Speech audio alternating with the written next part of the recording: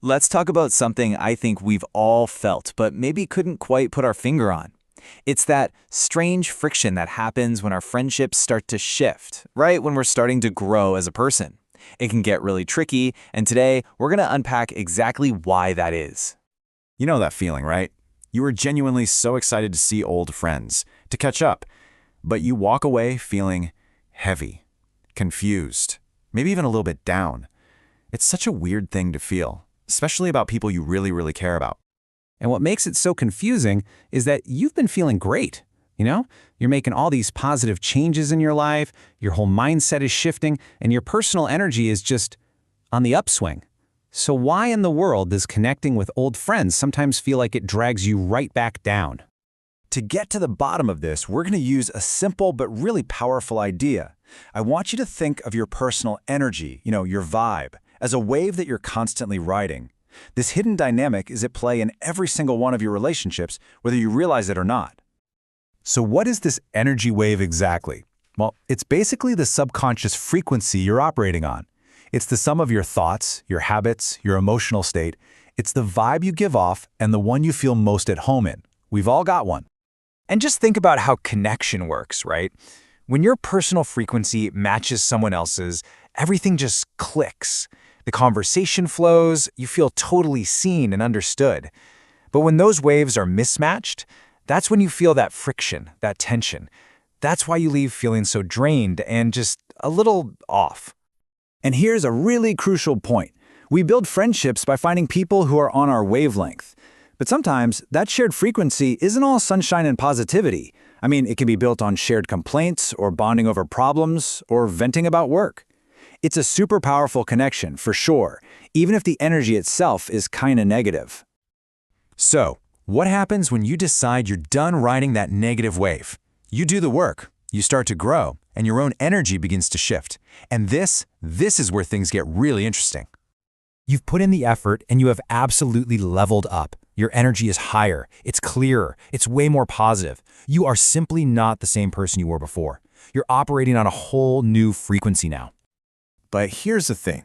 Your friends, deep down on a subconscious level, are still looking for the person they've always known. Their entire connection with you is built on that old shared wave. So they're kind of expecting the old you to show up. So, what happens next? Well, when they sense that mismatch, there's this subconscious pull to bring things back to normal. As the source material puts it so well, they'll try to shake you, to get you down to where they're at. They're just trying to get back to that familiar wave where you guys used to connect so easily. Now, this is so important to understand. This is almost never a malicious, conscious attack, okay? They're not trying to sabotage you. They're just subconsciously trying to get back to that comfortable, familiar dynamic that you two had. Your change can make them feel uncomfortable, and really, they're just trying to get their friend back. So what does this shaking actually look like in real life? Well, it might be them bringing up old traumatic stories to try and trigger you back into that negative headspace. Or it could be little jabs at your new habits, like, "Oh, come on, you're no fun anymore, just have one drink." They're trying to pull you back to that familiar ground you once shared. Okay, so you get the dynamic now. The big question is, what do you do about it? How do you protect your new, higher energy without, causing a huge drama? Well, the source material lays out two really clear paths you can take. So first up, there's what's called the drift. Sometimes you just have to accept that your vibes don't really match anymore, and you let the friendship naturally fade out. But for those relationships you can't or don't want to lose, like with your family, there's a strategy called the conscious dip. This is where you intentionally decide to meet them at their level, but, and this is key, only for a limited time.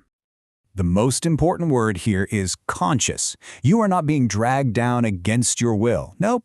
You are making a deliberate choice to dip down to their wave to maintain that connection.